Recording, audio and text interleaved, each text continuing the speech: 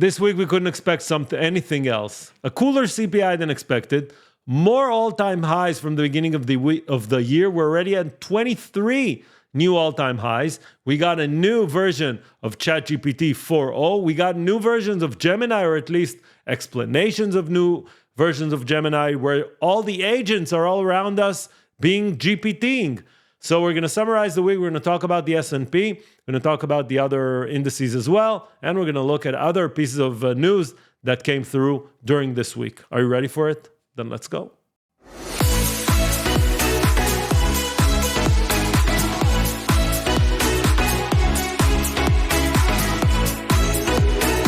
Hello everyone and welcome back to the channel. If you're new, hello, my name is Micha Stocks, and on this channel we talk about investments. We talk about everything and anything that happens in the stock market. And just a quick reminder, everything and anything that you see here is not financial advice.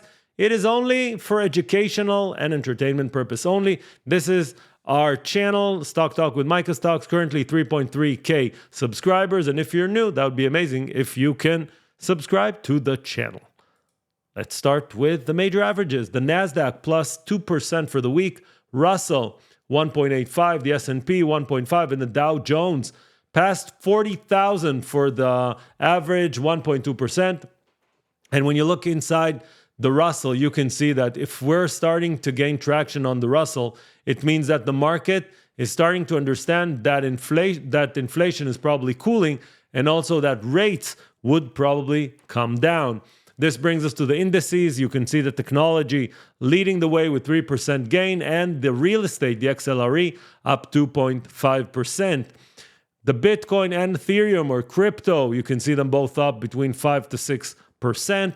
And commodities, you can see natural gas up for the week 16.8%. This is third week that it's going up. Silver up 11%, and the gold up 2.9%. And crude oil up 2%.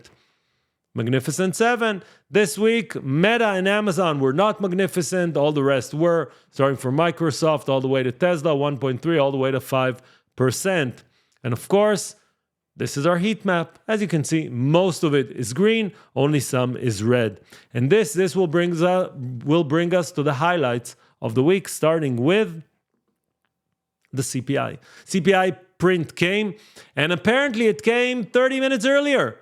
The market didn't react to it. No one reacted to it, but the BLS published at the end of the day saying 30 minutes prior, we uploaded the data. Apparently it was available. Very interesting, but the market didn't move. Nothing moved. We were here live streaming on the Hebrew channel, and we didn't see any movement. This is what we got from the CPI print. Cooler than expected inflation. Still inflation, but cooler than expected. You can see the CPI all items, and you can see CPI less food and energy, all of it going down. So we're seeing coolness in the market. And when you look inside the numbers, you can see that both insurance and shelter are starting to cool down. And that, of course, gave the market the boost that it was waiting for. We got OpenAI to present their new ChatGPT 4.0 with vision capabilities and agents that you can talk to and answer to you. And you can have a whole conversation with agents. If you haven't tried it before, go to GPT, to OpenAI website, or download it to your iPhone and start playing around with it. The agents are going to be here very, very fast.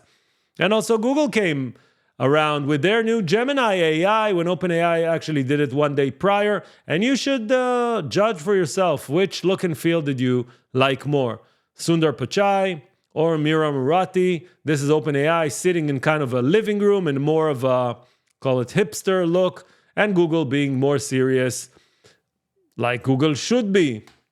We also got, and if you want to understand how AI now is impacting everything, this is FactSet CEO Phil Snow that explained on CNBC show on Fast Money how on FactSet they're incorporating AI capabilities to a point where money managers, instead of writing a monthly email to their customers, they can just click a button and FactSet will generate that in a few seconds. That will free up time for people to learn more, educate more, and maybe even go home earlier. Who knows?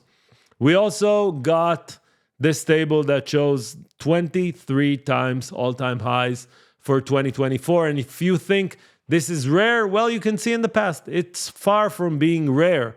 When it starts, the all-time high comes again and again. And why is that? Because of the CTAs, because of the algorithms. When they identify an all-time high, they start buying, which creates another all-time high, which creates another, until there's something bad that's happening. But if this is a start of a new bull run, you can see that the previous bull run lasted for 9 years, or 8 if we take out 2022. You can see the numbers of all-time highs per year. Hopefully, this is just the beginning. When you look at how everyone was positioned for this year, all these are predictions, how 2024 would end. We are already at 5308, at least we were at May 15th. Most of them, except one, already missed it. Now, we might correct all the way to the end of the year, but otherwise they're so offside, and that is what's fueling the rally. A lot of catch-up, a lot of money in the sidelines. And at least from my perspective, if Nvidia is gonna report in a positive way, this will bring a lot of money from the sidelines inside the market. We also had companies reporting this week. Nothing important or something that really changed anything, at least from my perspective. GME and AMC saw a lot of excitement this year. Roaring Kitty, if you remember from the squeeze on GME 2 years ago, came back and tweeted this picture. It fueled a craze around GME, AMC. You know what? Here it is. GME, AMC, COS, Virgin Galactic, Clover Health, BlackBerry, Cassava, and Beyond Meat. All of them, Monday through Tuesday, went up in a dramatic way. You can even see GME and AMC. And then Wednesday, Thursday, when everyone started fighting back against it, it went down. Billions of dollars were lost, both sides, both from shorts and longs. And the only ones that did enjoy this peak were AMC and GME. Both of them issued more shares and used the high prices to get more money in their bank accounts, at least for the companies themselves. When we look at Goldman Sachs investor report, you can see that right now everyone is bullish. This is usually a contrarian sign of what you need to do. When everyone is bullish, you should not be as bullish. Why is that? Again, when you see 23 new all-time highs during a year, everyone says, oh, okay, stock market is fine. Let's start investing. Usually that's kind of a short-term peak. Let's go to specific companies now. Tesla starting the company list by, apparently we're getting reports that they're starting a data center in China to keep all the data from the self-driving systems inside China. Microsoft is offering their customers AMD as an alternative to Nvidia. Berkshire Hathaway reveals what their mystery stock purchase was, and it was Chubb Insurance, ticker CB. Thierry Breton from the EU opens an investigation against Meta for not doing enough to protect children. Netflix is, or actually signed to be the one that is broadcasting the games on Christmas Eve. McDonald's is offering the $5 value meal again for a limited time. NIO is starting to sell a smaller and cheaper car. Costco is starting to use Uber Eats as their delivery system. AWS replaces their CEO between Adam Selipsky and Matt Garman. And Biden, beginning of the week, signed a new tariff for Chinese chips, critical minerals, and EVs. That brings us to next week. These are the companies that are going to report next week. And next week, there's only one company, basically, that the market is waiting for, and that's Nvidia. Nvidia needs to show that the strength continues, and there's a lot more to go. Because if not, then guess what we're going to get for the rally? A huge and very big stop. If Nvidia is going to blow out the numbers, we're going to keep seeing the rally going up and up and up. And that brings us to the S&P 500, to the charts. As you remember, these are Japanese candlesticks. Let's move all these moving averages aside. We were at all-time high on Thursday. You all remember. This is the 50-day moving average. As you can see, we are a bit further from it. You remember we were underneath. We wanted to test it and we went up. Now we need to test it at support. That's around 51.50. Will it happen this week? I wouldn't be surprised. And then we have Nvidia. If Nvidia is going to fail and we're going to go down, remember the 100-day moving average, that might bring us to around 50.30. I don't see that currently, but again, I haven't seen Nvidia report yet, so I don't know.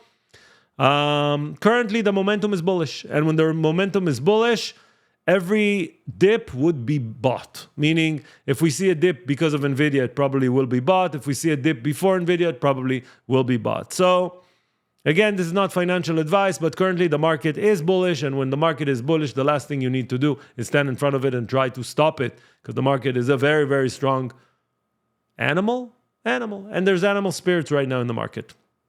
Hope you enjoyed everything. If you can smash that like button, that would be amazing. I will see you next week, same time, same place. Till next time, bye-bye.